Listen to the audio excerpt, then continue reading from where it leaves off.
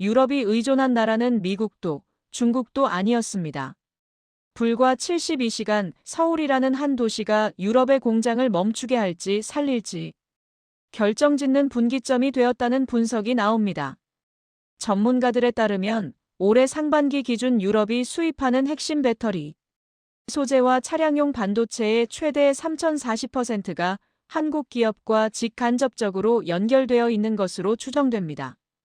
하지만 유럽의 주요 정책 문서와 언론 헤드라인 속에서 한국이라는 이름은 미국, 중국, 일본에 비해 늘 뒤편에 서 있었죠. 그런데 최근 하루 차이로 벌어진 두 개의 사건이 이 그림을 완전히 흔들었다는 분석이 조심스럽게 제기되고 있습니다.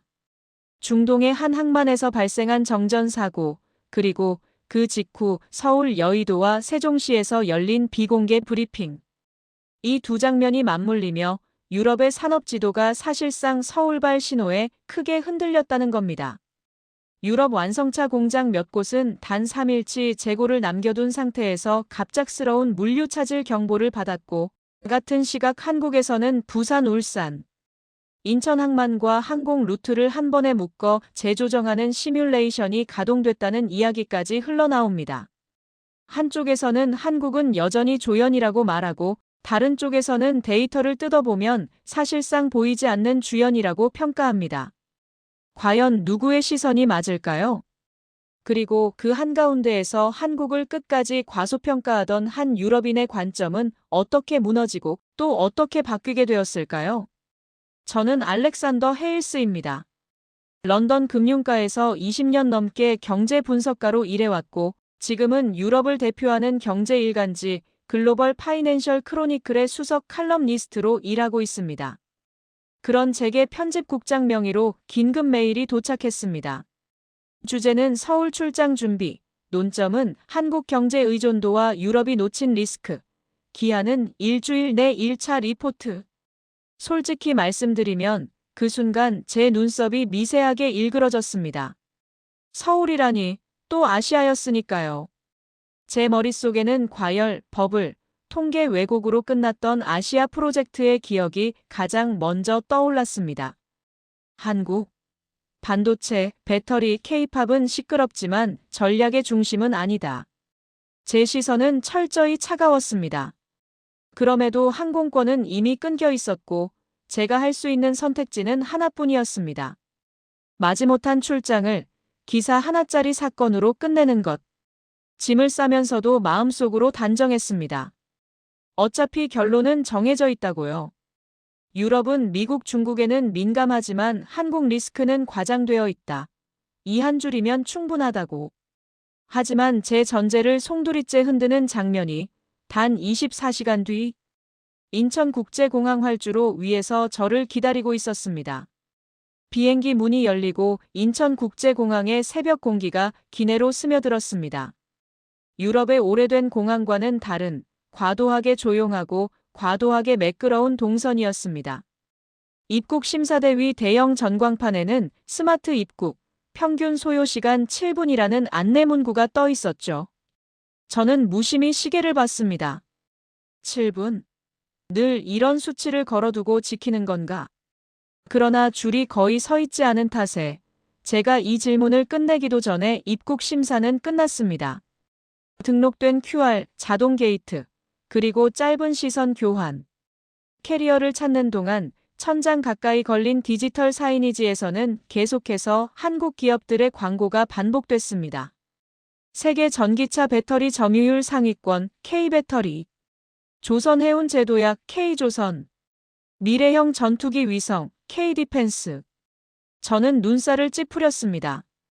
브랜딩은 요란하군. 하지만 이런 문구들은 언제나 위기 직전에 더 잘 보이는 법이지. 그때 출구 쪽에서 한 여성이 제 이름이 적힌 팻말을 들고 서 있었습니다. 미스터 헤일스. 짙은 남색 코트, 단정한 안경, 정제된 표정. 서울의 국책연구기관인 국가미래전략연구원 선임연구위원 김지윤이었습니다. 제 공식 일정 파트너이자 정부 기업 언론을 잇는 비공식 브리지를 맡고 있다고 들었습니다. 장거리 비행이라 피곤하시죠? 오늘은 여의도에서 비공개 브리핑이 하나 잡혀 있습니다. 유럽연합 쪽 관계자들도 몇 분 오시고요. 제 눈이 잠시 빛났습니다. 유럽연합 관계자. 그 말은 오늘의 자리가 단순한 홍보성 브리핑이 아니라는 뜻이었습니다. 공항에서 여의도로 향하는 고속도로, 차창 밖으로 고층 아파트와 데이터 센터, 물류창고, 그리고 항만 크레인이 연속적인 실루엣처럼 이어졌습니다. 광고판 하나가 제 시선을 붙잡았습니다. 유럽 주요 도시, 비행시간 11시간에서 13시간, 데이터 지연 0.2초, 물류 리드타임 재조정 가능 72시간, 서울 유럽과 연결되는 동북아 허브. 김지윤이 조심스레 말을 꺼냈습니다. 유럽의 공급망 리스크를 다루신다고 들었습니다. 한국은 늘 옵션 B 정도로만 등장하더군요. 저는 창밖에서 눈을 떼지 않은 채 대답했습니다. 옵션 B가 아니라면 왜 유럽 정책 문서에서 한국은 늘 세 번째, 네 번째 줄에만 언급될까요? 김지윤의 눈동자가 아주 미세하게 흔들렸습니다. 그러나 곧 담담한 목소리로 말했습니다. 오늘 보시면 그 질문이 유럽이 한국을 과소평가한 것인지 아니면 한국이 그동안 굳이 앞에 서지 않았던 것인지 어느 쪽에 가까운지 조금은 감이 오실지도 모르겠습니다. 저는 속으로 짧게 되뇌었습니다. 스스로를 과소평가하는 건가 아니면 과신인가 어느 쪽이든 기사에는 좋겠지. 이제 곧 시작될 비공개 브리핑. 그곳에서 나오는 데이터와 발언들은 제 편견을 강화할 수도 완전히 부숴버릴 수도 있었습니다. 과연 여의도 회의실에서 오갈 첫 번째 숫자들은 제 머릿속에 박힌 아시아는 위기라는 공식을 그대로 증명하게 될까요? 아니면 전혀 다른 그림을 보여주게 될까요? 사실 제 한국에 대한 편견은 한국과 한 번도 직접 부딪힌 경험에서 비롯된 것이 아니었습니다. 1997년 제가 20대 중반이었을 때입니다. 런던의 한 투자은행 신입 애널리스트였던 저는 아시아 신흥시장 패키지 펀드 리포트 작성에 참여했습니다. 당시 상사는 태국, 인도네시아, 말레이시아의 부동산 금융 상품을 잔뜩 담은 포트폴리오를 두고 말했죠. 이게 미래야 알렉스. 성장률 7%, 8% 찍는 나라들이야. 리스크. 서류상으론 다 안정적이야. 저는 숫자를 들여다보며 어딘가 불편했습니다. 지나치게 낙관적인 성장 가정, 제대로 검증되지 않은 부채 구조, 정치 리스크를 주석 한 줄로만 처리한 보고서. 그래도 신입이 할 수 있는 말은 많지 않았습니다. 결과는 모두가 아는 대로였습니다. 아시아 금융위기, 통화 폭락, 줄도산. 그때 펀드에 몰린 개인 고객들, 기억하지?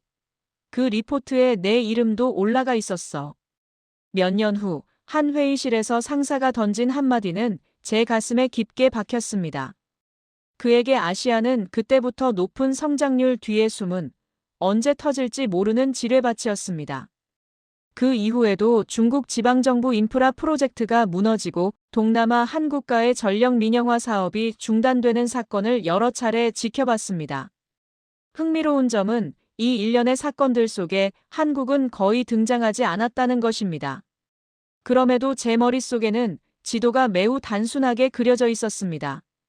미국, 유럽은 체계, 아시아는 속도는 빠르지만 결국 부서지는 모래성. 한국도 그 큰 덩어리 안에 묶여 있었습니다. 한 번도 제대로 들여다본 적 없었지만 어차피 비슷하겠지라는 단정으로요. 그래서였습니다. 편집국장이 한국을 입에 올렸을 때 제 첫 반응은 호기심이 아니라 피로감과 방어 본능이었습니다. 이번에도 결국 비슷한 패턴일 뿐이다. 과열 정치 리스크 거품. 다만 주인공의 이름만 바뀌었을 뿐. 하지만 제가 아직 모르는 사실이 하나 있었습니다. 제가 아시아 붕괴의 상징으로 기억하던 그 시기에 서울의 한 가정에서는 전혀 다른 종류의 각성이 시작되고 있었다는 것. 그리고 그 각성의 한복판에서 자랐던 인물이 곧 제 현지 동행자로 등장하게 된다는 사실입니다. 여의도 한 회색 빌딩 17층. 창문 밖으로는 한강과 빽빽한 빌딩 숲이 내려다 보였습니다. 길지 않은 타원형 테이블, 한쪽에는 한국 정부 관계자 연구원들, 다른 한쪽에는 유럽연합 대표부 소속 관료들과 몇몇 외신 기자들. 그중 한 명, 짙은 녹색 재킷을 입은 파올라 로시, 브뤼셀에서 온 유럽연합 집행위 통상총국 국장보가 자리를 지키고 있었습니다. 사회자의 짧은 인사 뒤 조명이 살짝 낮아지고 첫 슬라이드가 떴습니다. 유럽에 보이지 않는 한국 의존도 세 가지 축. 전기차 배터리, 유럽 내 신규 판매 차량 중 최소 3대 중 1대가 한국산 또는 한국 기술이 포함된 배터리를 탑재했다는 추정치. 조선해운, 유럽발 원유가스 수송선 상당수가 한국 조선소에서 건조됐거나 개조 업그레이드 된 상태라는 통계. 반도체 장비 소재, 직접 수입 비중은 크지 않지만 미국 대만을 거쳐 들어오는 제품 상당수에 한국 기업의 소재 공정이 숨어 있다는 구조 설명. 저는 슬라이드를 바라보며 노트북에 몇 가지 질문을 타이핑했습니다. 직접 수입이 아닌 간접 의존도 수치는 어떻게 검증했지? 수요가 줄어들 경우 얼마나 빨리 다른 공급국으로 대체 가능한가? 프레젠테이션은 차분하게 이어졌습니다. 김지윤이 무대 중앙으로 나섰습니다. 유럽의 공식 통계에서는 한국이 늘 4위에서 5위. 파트너로만 등장합니다. 하지만 실제 공급망 그래프를 그려보면 한국이 빠졌을 때 생기는 공백 구간이 예상보다 훨씬 큽니다. 슬라이드에는 두 개의 네트워크 그래프가 떴습니다. 왼쪽은 이름만 적힌 국가 간 교역 흐름, 오른쪽은 세부 품목 중간재까지 추적한 실제 네트워크. 오른쪽 그래프에서 한국 노드를 지우자 유럽 쪽 노드 여러 개가 동시에 흐릿해지는 애니메이션이 재생됐습니다. 회의실 뒤쪽에서 파올라 로시가 조용히 메모를 멈췄습니다. 제 심장이 미세하게 빨라졌습니다. 저는 질문을 던졌습니다. 결국 한국이 없어도 유럽은 다른 공급국으로 돌아설 수 있다는 가정이 여전히 가능한 것 아닙니까? 과거에 아시아 위기가 왔을 때처럼요. 김지윤은 잠시 저를 바라보다가 슬라이드를 한 장 넘겼습니다. 1997년 이후 한국은 자신이 무너질 때 생기는 폐해를 누구보다 똑똑히 배웠습니다. 그래서 이후 20년간 한국은 자신이 빠졌을 때 세계가 받는 충격을 조용히 시뮬레이션하며 성장해왔습니다. 과거에 겪은 위기를 다른 나라가 겪지 않도록 만드는 쪽으로요. 회의실 공기가 미묘하게 바뀌었습니다. 제 손가락이 잠시 타이핑을 멈췄습니다. 위기를 어떻게 기억하느냐의 차이. 아시아 위기를 소비한 유럽과 몸으로 겪은 한국의 차이. 그 순간 회의실 안스크린 오른쪽에 작은 팝업 창 하나가 떴습니다. 중동항 정전사고, LNG, 터미널 및 일부 컨테이너 선 적재 지연 가능성 발생. 한국 측 실무자의 표정이 굳어졌습니다. 이 항만은 유럽 여러 공장으로 향하는 에너지 부품의 핵심 경유지로 알려진 곳이었습니다. 사회자가 잠시 말을 멈췄습니다. 이건 방금 들어온 속보인데요. 세부 내용은 아직 파악 중입니다. 저는 본능적으로 제 스마트폰을 확인했습니다. 유럽 본사 채팅방에는 이미 메시지가 쏟아지고 있었습니다. 에너지 수송 지연 가능성, 긴급 분석 필요, 아시아발 리스크 각도에서 재정리 바람. 그리고 그 메시지들 사이로 편집국장의 짧은 한 줄이 들어왔습니다. 서울에서 이 사태를 어떻게 보는지도 함께 보내달라. 특히 한국의 움직임에 주목하라. 브리핑이 잠시 중단된 사이 김지윤의 휴대전화가 조용히 진동했습니다. 부산 항만 기상 상황 정상, 울산 LNG 터미널 가동 이상 없음, 인천공항 항만 대체 루트 검토 가능. 짧은 보고 메시지들이 연달아 떴습니다. 한국의 해운 항만 네트워크는 이미 만약을 위한 시뮬레이션 모드로 들어가고 있었습니다. 한편 브뤼셀에서 온 파올라의 스마트폰에도 비슷한 급의 메시지가 도착했습니다. 일부 에너지 수송 지연 시 동유럽 공장 두 곳 가동 찾을 우려, 대체 루트 검토 필요, 한국발 루트 옵션도 검토 리스트에 포함 요망. 파올라는 고개를 들어 회의실 앞쪽, 서울 부산 유럽으로 이어지는 물류 지도를 바라봤습니다. 만약 지금 이 사고가 실제 생산 차질로 이어진다면 한국의 항만과 항공 네트워크가 비상대체 루트로 작동할 수 있다는 뜻인가요? 김지윤은 고개를 끄덕였습니다. 이미 한국의 물류조선 에너지 기업들은 몇 년 전부터 특정 지역 리스크 시 유럽행 대체 루트 시나리오를 준비해 왔습니다. 단, 유럽이 그 사실을 얼마나 진지하게 받아들였는지는 잘 모르겠지만요. 제 귀가 그 대목에서 멈췄습니다. 머릿속에는 20년 전 아시아 위기 노출, 최소화라는 이유로 모든 투자를 서둘러 철수했던 회의실 장면이 떠올랐습니다. 그때 누구도 그 아시아 국가들이 위기를 겪은 뒤 어떻게 변할지에 대해서는 논의하지 않았습니다. 이번에도 유럽의 기본 반응은 비슷해 보였습니다. 리스크 발생, 노출 축소, 대체 공급국 찾기. 하지만 브리핑 테이블 위 지도를 보면 대체 공급국이자 대체 루트의 상당 부분이 이미 한국과 연결돼 있다는 것이 점점 선명해지고 있었습니다. 김지우는 스크린을 넘기며 말했습니다. 중동 항만 한 곳이 멈췄을 때 누군가는 단순히 돌아갈 길이 막혔다고 말합니다. 하지만 다른 누군가는 새 길을 열 수 있는 사람이 누구인지를 먼저 묻습니다. 한국은 지난 20년 동안 그 질문에 대비해온 나라입니다. 회의실 뒤편, 제 편집국장이 보낸 추가 메시지가 도착했습니다. 지금 상황, 서울에서 본 유럽의 취약성이라는 각도로 풀어볼 수 있을지 검토 요망, 한국이 리스크인지 아니면 리스크를 덜어내는 쪽인지 명확히 구분해달라. 저는 잠시 눈을 감았습니다. 위험 지역에서 위험을 줄이기 위해 준비해온 국가, 그런 존재가 가능하다고. 아니, 그게 한국이라고. 제 머릿속 지도에서 한국은 처음으로 문제의 발원지가 아니라 문제를 우회하는 출구 후보로 자리 잡기 시작했습니다. 이 순간의 작은 관점 변화가 이후 유럽 전체를 향한 제 문장 하나를 어떻게 바꾸게 될까요? 여의도 회의실에서의 브리핑이 끝나기도 전에 서울의 다른 한 곳에서는 이미 72시간 대응 시나리오 회의가 시작되고 있었습니다. 산업부, 해수부, 국토부 관계자, 그리고 주요 물류, 에너지 기업의 임원들이 한 테이블에 앉아 대형 화면에 떠 있는 세계 지도를 함께 바라봤습니다.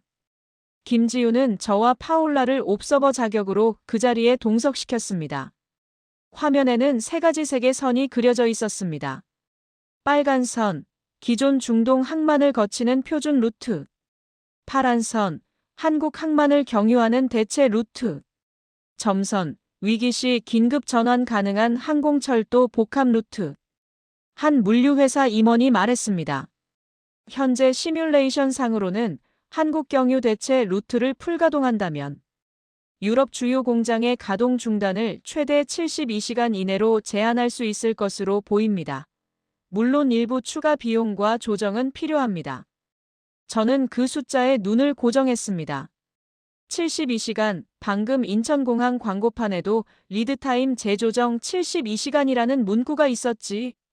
제게 72시간은 과거 위기 때 아시아 자산이 붕괴되던 속도와 정반대의 의미를 띠기 시작했습니다. 그때는 72시간 안에 국가 통화가 폭락하고 금융시장이 마비됐습니다. 지금은 72시간 안에 위기를 흡수하고 경로를 바꾸며 타 대륙의 공장까지 살려낼 수 있다는 숫자로 등장하고 있었습니다. 김지윤이 조용히 덧붙였습니다. 한국은 자신이 다시 쓰러지는 시나리오보다 다른 나라가 위기에 빠졌을 때 어떤 식으로 버팀목이 될 수 있는지를 더 오래 시뮬레이션해 왔습니다. 파울라 로시가 고개를 들고 물었습니다. 그렇다면 유럽은 지금까지 그 버팀목의 존재를 공식적으로 평가한 적이 있는가라는 질문을 해야 할지 모르겠군요. 저는 메모장 상단에 자신도 모르게 이렇게 적었습니다.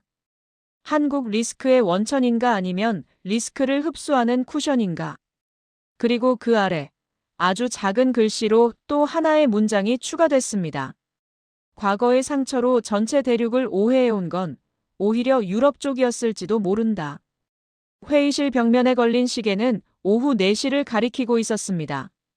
한 해운사 관계자가 손을 들었습니다.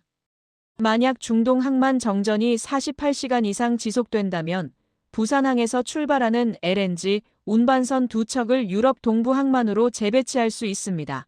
다만 출발 시각을 6시간 앞당겨야 합니다.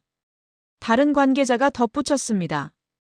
인천공항 화물 터미널도 대기 상태입니다. 긴급 항공 화물 수송 루트는 언제든 가동 가능합니다. 저는 그 장면을 보며 묘한 감정에 사로잡혔습니다. 이건 단순한 회의가 아니었습니다. 마치 정교한 오케스트라처럼 각자의 자리에서 누가 먼저랄 것도 없이 움직이는 시스템이었습니다. 그리고 그 시스템의 중심에는 1997년 위기라는 뼈아픈 기억이 자리하고 있었습니다. 김지윤이 제게 조용히 말했습니다. 헤일스 씨, 유럽은 한국을 아직도 97년의 이미지로 기억하고 계시나요? 저는 잠시 말을 잃었습니다. 솔직히 그랬습니다. 저는 그랬습니다. 김지윤은 미소를 지으며 말했습니다. 그때 우리는 쓰러졌습니다. 하지만 일어서면서 배웠습니다. 다시는 같은 방식으로 무너지지 않겠다고, 그리고 누군가 무너질 때 우리가 할 수 있는 일이 있다면 하겠다고. 그 말이 제 가슴 한가운데를 관통했습니다. 쓰러진 기억을 누군가는 트라우마로 남기고 누군가는 책임감으로 바꾼다는 것. 저는 그동안 전자만 봐왔습니다. 하지만 지금 제 눈앞에는 후자가 선명하게 서 있었습니다. 회의가 끝나고 저는 김지윤과 함께 엘리베이터에 올라탔습니다. 침묵이 흘렀습니다. 17층에서 1층까지 내려가는 동안 저는 계속 생각했습니다. 제가 지난 20년 동안 아시아를 바라보던 시선이 얼마나 일방적이었는지를요. 위기를 겪은 나라는 다시 위기를 만든다. 그게 제 공식이었습니다. 하지만 한국은 위기를 겪은 나라가 오히려 위기를 막는 방패가 될 수 있다는 것을 보여주고 있었습니다.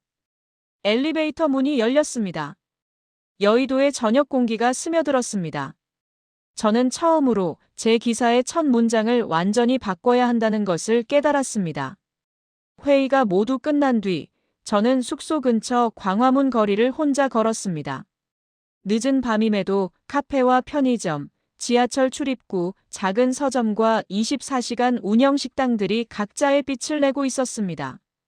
거리 곳곳 전광판에서는 한국의 조선 배터리 우주방산 기업들의 광고가 번갈아 나왔습니다. 그중 하나가 제 발걸음을 멈추게 했습니다. 위기를 견딘 나라, 위기를 나누어 받지 않는다. 대신 나눠서 버틴다. K산업연합 캠페인. 저는 이상한 감각을 느꼈습니다. 불과 며칠 전까지만 해도 아시아의 성장 신화라는 말에 본능적인 거부감부터 먼저 들던 제가 지금은 위기를 나눠서 버틴다는 문장 앞에서 발길을 떼지 못하고 서 있었으니까요. 그때 옆에서 김지윤의 목소리가 들렸습니다. 김지윤 역시 늦게까지 보고서를 정리하다가 우연히 같은 거리로 나왔다고 했습니다. 어릴 때 부모님이 1997년 당시 이야기를 자주 들려주셨습니다. 급여가 반으로 줄고 친구 부모님이 회사를 잃고 집값이 떨어져도 팔 수 없던 시절. 저는 조용히 듣기만 했습니다. 그때 부모님이 했던 말이 있습니다.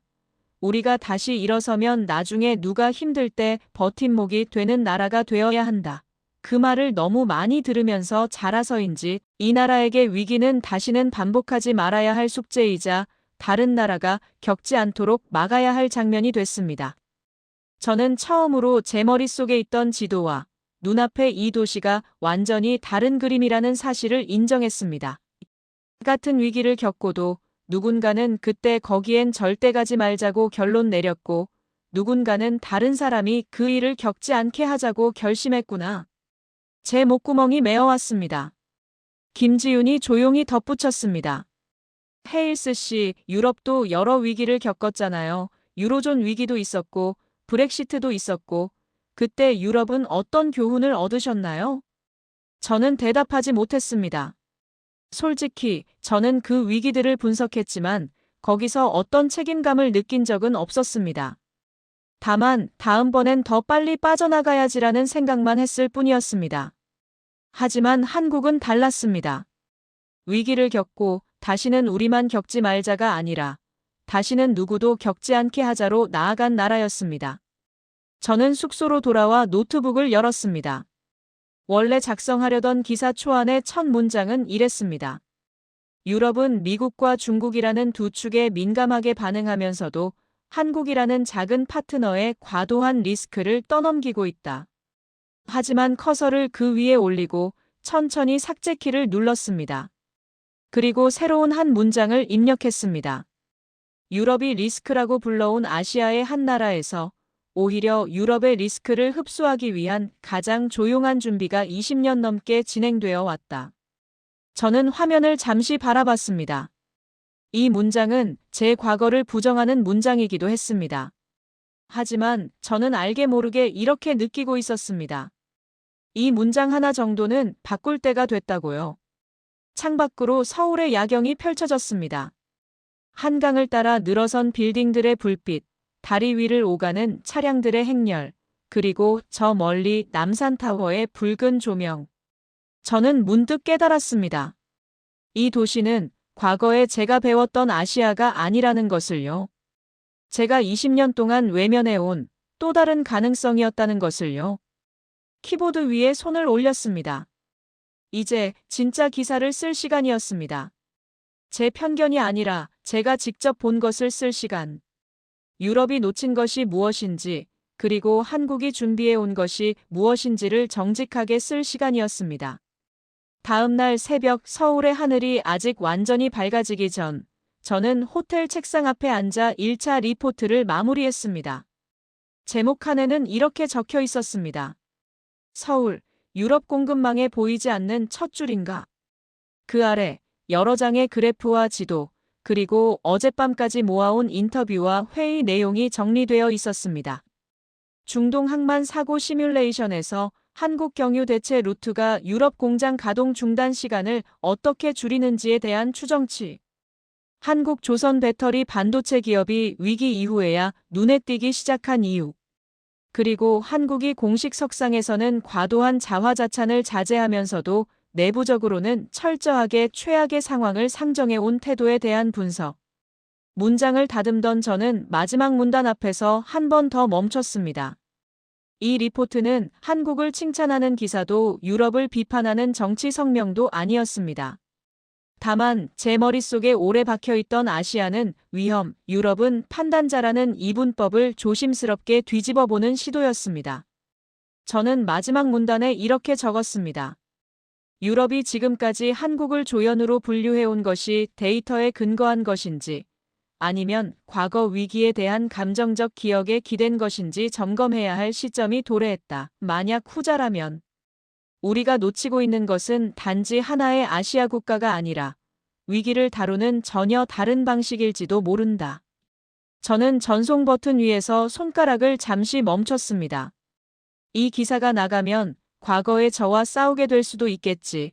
하지만 싸워야 할 상대가 잘못된 데이터가 아니라 잘못 굳어진 기억이라면 그건 기자로서 피할 수 없는 싸움일지도 모른다. 클릭. 메일이 전송됐습니다. 서울의 새벽이 조금씩 밝아왔습니다. 한강 위로 떠오르는 빛, 여의도 빌딩 유리창에 비치는 하늘색, 그리고 아직 서늘한 공기. 저는 창밖을 바라보며 속으로 짧게 생각했습니다. 이 도시는 과거에 제가 배웠던 아시아가 아니다. 그 순간 편집국장으로부터 짧은 답장이 도착했습니다. 잘 받았다. 제목이 흥미롭군. 서울이 정말 첫 줄인지 우리 독자들에게 직접 묻게 해보자. 저는 안도의 한숨을 내쉬었습니다. 최소한 제 편집국장은 이 새로운 시선에 귀를 기울일 준비가 되어 있었습니다. 호텔 창밖으로 서울의 아침이 완전히 밝아왔습니다. 출근하는 사람들, 거리를 청소하는 환경미화원들, 그리고 한강 둔치를 달리는 조깅족들. 평범한 일상이었습니다. 하지만 저는 이제 알았습니다. 이 평범한 일상 아래에 72시간 안에 타 대륙의 공장을 살릴 수 있는 시스템이 조용히 작동하고 있다는 것을요. 그리고 그 시스템의 핵심에는 위기를 겪은 자만이 가질 수 있는 책임감이 자리하고 있다는 것을요. 점심 무렵 저는 김지윤과 함께 명동의 한 식당에서 마지막 인터뷰를 진행했습니다. 김지윤이 물었습니다. 헤일스 씨, 이번 출장에서 가장 놀라웠던 점이 뭐였나요? 저는 잠시 생각하다가 대답했습니다. 한국이 강하다는 사실이 아니라 한국이 왜 강해졌는지를 이해하게 된 것입니다. 위기를 겪은 나라가 위기를 두려워하는 대신 위기를 준비하는 쪽을 택했다는 것. 그게 가장 놀라웠습니다. 김지우는 미소를 지었습니다. 그 말씀 기사에 꼭 넣어주세요. 한국을 이해하는 가장 정확한 방법이니까요. 저는 고개를 끄덕였습니다. 식사를 마치고 저는 인천공항으로 향하는 리무진 버스에 올랐습니다. 버스 창밖으로 서울의 풍경이 빠르게 스쳐 지나갔습니다. 한강, 여의도, 그리고 김포공항을 지나 인천으로 향하는 고속도로. 며칠 전 이 길을 처음 달렸을 때 저는 이 풍경을 그저 낯선 아시아 도시의 일부로만 봤습니다. 하지만 지금은 달랐습니다. 이 도로 위를 달리는 트럭들이, 저 멀리 보이는 항만 크레인들이, 그리고 하늘 위를 나는 비행기들이 모두 하나의 거대한 네트워크로 연결되어 있다는 것을 알았습니다. 그리고 그 네트워크의 끝에는 유럽의 공장들이 서 있다는 것도요. 인천공항에 도착했습니다.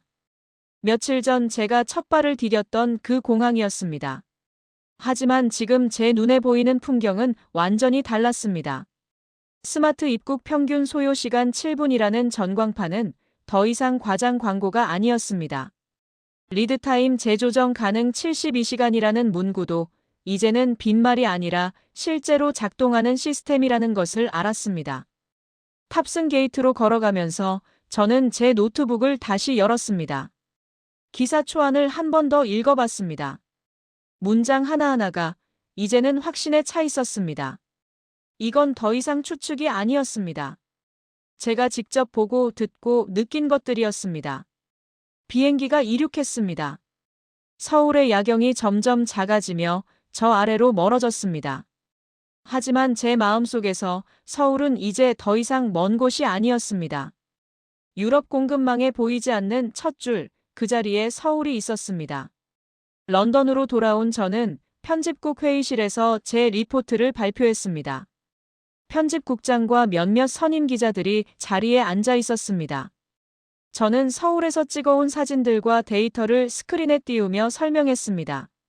한국은 유럽이 생각하는 것보다 훨씬 더 깊숙이 유럽 공급망에 연결되어 있습니다. 다만 그 연결이 직접적이지 않고 간접적이기 때문에 우리가 놓쳐왔을 뿐입니다. 한 선임 기자가 손을 들었습니다. 그렇다면 알렉스, 당신은 한국이 유럽에게 리스크라고 보십니까? 아니면 기회라고 보십니까? 저는 잠시 멈칫했습니다. 과거의 저라면 리스크라고 즉답했을 겁니다. 하지만 지금의 저는 달랐습니다. 둘 다입니다. 하지만 우리가 지금까지 리스크만 봤다면 이제는 기회도 봐야 할 때입니다. 한국은 위기를 겪은 나라지만 그 위기를 통해 위기 대응 시스템을 구축한 나라이기도 합니다. 편집국장이 고개를 끄덕였습니다. 흥미롭군. 이 각도로 가보자. 다만 너무 한국 편향적으로 보이지 않게 균형을 잡아달라. 저는 고개를 끄덕였습니다. 그날 저녁 저는 제 기사를 최종 마무리했습니다. 제목은 이렇게 확정됐습니다. 서울, 유럽이 놓친 공급망의 첫 줄. 기사는 다음 날 아침 신문 일면 하단에 실렸고 온라인판에서는 메인 기사로 배치됐습니다. 반응은 즉각적이었습니다.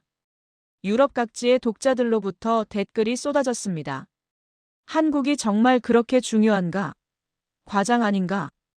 아시아에 또 의존하자는 건가? 97년 위기를 잊었나? 하지만 동시에 이런 댓글들도 있었습니다. 우리가 한국을 너무 과소평가해온 게 아닐까? 데이터를 보니 실제로 한국 없이는 유럽 공장 일부가 멈출 수도 있겠네. 그리고 며칠 뒤 예상치 못한 곳에서 연락이 왔습니다. 브뤼셀의 파올라 로시였습니다. 헤일스 씨, 기사 잘 봤습니다. 유럽연합 집행위에서도 당신 기사가 화제입니다. 실제로 한국과의 공급망 협력을 재검토하자는 목소리가 나오고 있어요. 저는 전화기를 귀에 댄 채 잠시 말을 잃었습니다. 제 기사가 정책 논의의 출발점이 될 수 있다니. 파올라가 덧붙였습니다. 다만 일부에서는 여전히 회의적입니다. 한국이 정말 신뢰할 만한 파트너인지 아니면 또 다른 리스크 요인인지 그 논쟁은 계속될 겁니다. 저는 고개를 끄덕였습니다. 당연합니다. 하지만 최소한 이제는 그 논쟁이 데이터를 바탕으로 이루어질 겁니다. 감정이나 과거의 기억이 아니라요.